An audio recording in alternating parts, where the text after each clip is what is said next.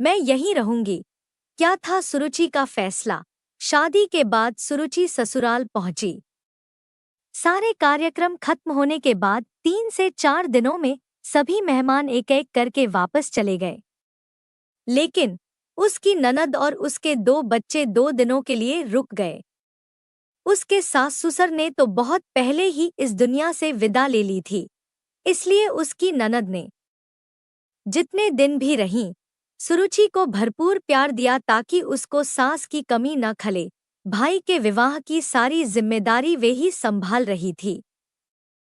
सुरुचि ने उनके सामने ही घर के कामों को सुचारू रूप से संभालना शुरू कर दिया था। उसने अपने स्वभाव से उनका दिल जीत लिया था। ननद इस बात से संतुष्ट थी कि उनके भाई को बहुत अच्छी जीवन संगिनी मिली है। अब उन्हें भाई की चिंता करने की जरूरत नहीं है। विदा लेते समय ननद ने सुरुचि को गले लगाते हुए कहा, मेरा भाई दिल का बहुत अच्छा है, तुझे कभी कोई तकलीफ नहीं होने देगा। तू उसका ध्यान रखना और कभी भी मुझसे कोई सलाह लेनी हो तो संकोच नहीं करना। मैं आती रहूंगी। दिल्ली से सहारनपुर दूर ही कितना है। दीदी, आप परेशान मत होइए, मैं इनका ध्यान रखूंगी। सुरुचि ने झुककर उनके पैर छुए। उसकी ननद तो ऑटो में बैठ गई लेकिन बच्चे खड़े ही रहे। सुरुचि ने उनसे कहा, जाओ मम्मा के साथ बैठो। नहीं, अब तो तुम आ गई हो, इसलिए ये यहीं रहेंगे। ननद आगे कुछ और कहते कहते जैसे रुक सी गईं। सुरुचि यह सुनकर अवाक रह गई। अभी विवाह को दिन ही कितने हुए हैं, इसलिए कोई भी सवाल करना उसे ठीक नहीं लगा। उनके जाने के बाद उसके दिमाग में सवालों ने उमड़ना शुरू कर दिया था। कहीं दीदी इसलिए तो मुझ पर इतना स्नेह नहीं उड़ेल रही थी कि अपने बच्चों की जिम्मेदारी मुझ पर डालकर आजाद होना चाह रही थी। उनके छोटे से शहर में अच्छी पढ़ाई होती नहीं है, लेकिन एक बार मुझसे अपनी योजना के बारे में बताकर मेरी भी तो मर्जी जाननी चाहिए थी। जल्दी से जल्दी अपने शक को दूर करने के लिए वह पति के ऑफिस से लौट कर आने का इंतजार करने लगी। सुंदर के आते ही उसने उसे चाय दी। उसके थोड़े रिलैक्स होते ही यह सोचकर कि उसे यह न लगे कि उसकी बहन के बच्चे रखने में उसे आपत्ति है, उसने धीरे से पूछा, दीदी के बच्चे यहीं रहेंगे क्या? दीदी के नहीं, वे मेरे ही बच्चे हैं। पत्नी की मृत्यु के बाद दोनों बच्चों को अपने पास रखकर उन्होंने ही उनको पाला है। तुम्हें, क्या तुम शादीशुदा हो? तुमने हमें पहले क्यों नहीं बताया? हमें धोखा दिया। अपने पति की बात पूरी होने से पहले ही वह लगभग चीखती हुई बोली। उसे लगा जैसे वह किसी साजिश की शिकार हुई है। इस स्थिति के लिए वह बिल्कुल तैयार नहीं थी। सुंदर भौचक सा थोड़ी देर तक उसकी तरफ देखता रहा, फिर धीरे से बोला, मैंने तुम्हारे भाई से सब कुछ बता दिया था। उन्होंने तुम्हें नहीं बताया? मैंने तुम्हें धोखा नहीं दिया। फिर भी तुम मेरी ओर से आजाद हो, कभी भी वापस जा सकती हो। अब चौंकने की बारी उसकी थी। तो क्या मेरे अपने भाई ने मुझे छला है? उसको लगा उसके माथे की नसें फट जाएंगी। उसने दोनों हाथों से जोर से सिर पकड़ लिया और रोते रोते धम्म से जमीन पर बैठ गई। कहने सुनने को अब बचा ही क्या था। उसके सारे सपने जैसे टूटकर बिखर गए थे।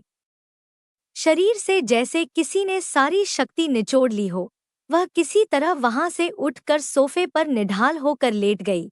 सुरुचि के दिमाग में विचारों ने तांडव करना शुरू कर दिया था। अतीत की यादों की बदली घुमड़ घुमड़ कर बरसने लगी।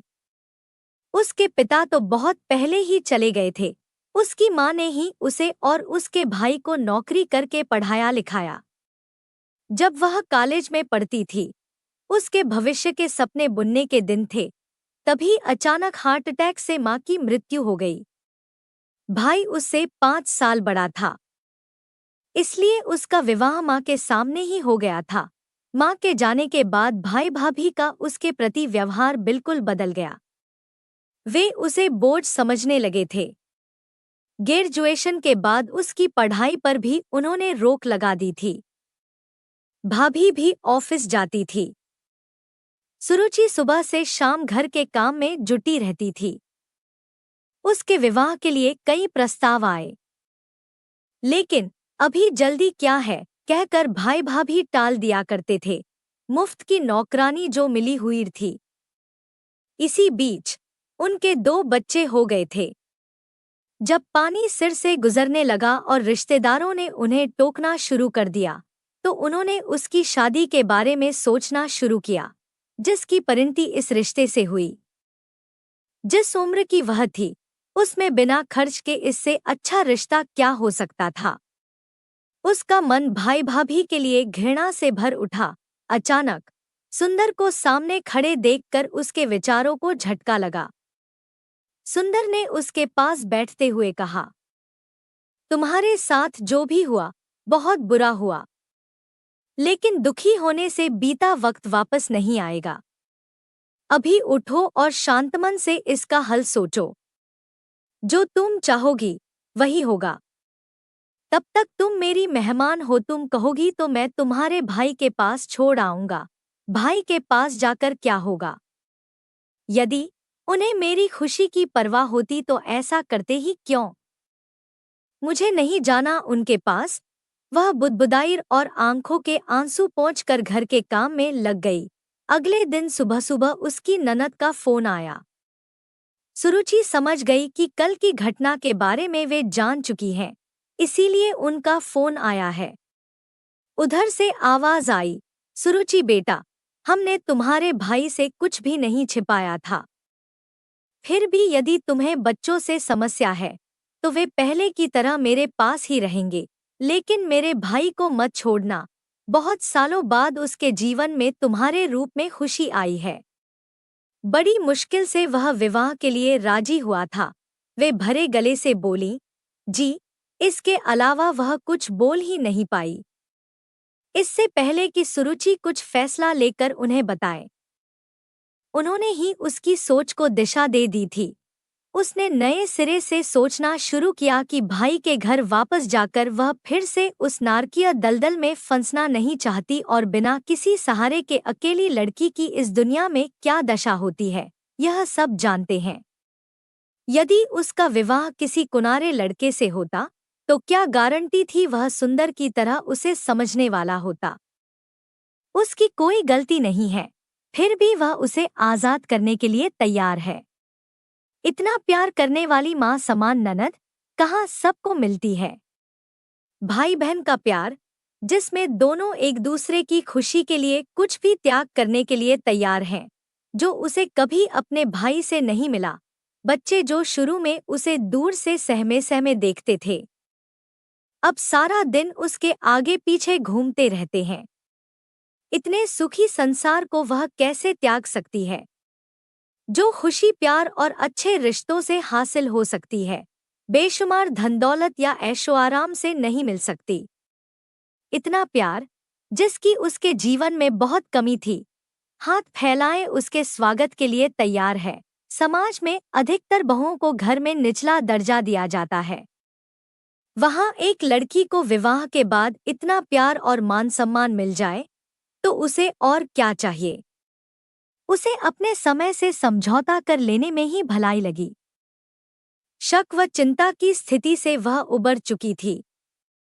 आत्मसंतुष्टि के लिए उसने दोनों बच्चों को अपने पास बुलाया और पूछा, बेटा, मैं जा रही हूँ, तुम दोनों पहले की तरह अपनी बुआ के साथ रहोगे ना? नहीं नहीं, वहाँ पापा नहीं रह सकते, हमें आप दोनों के साथ रहना है।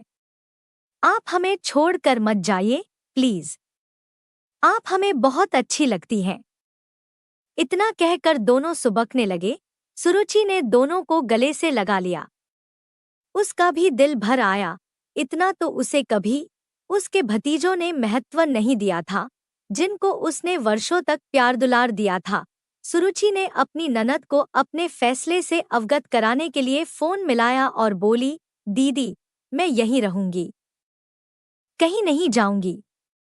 दोनों बच्चे भी मेरे साथ रहेंगे।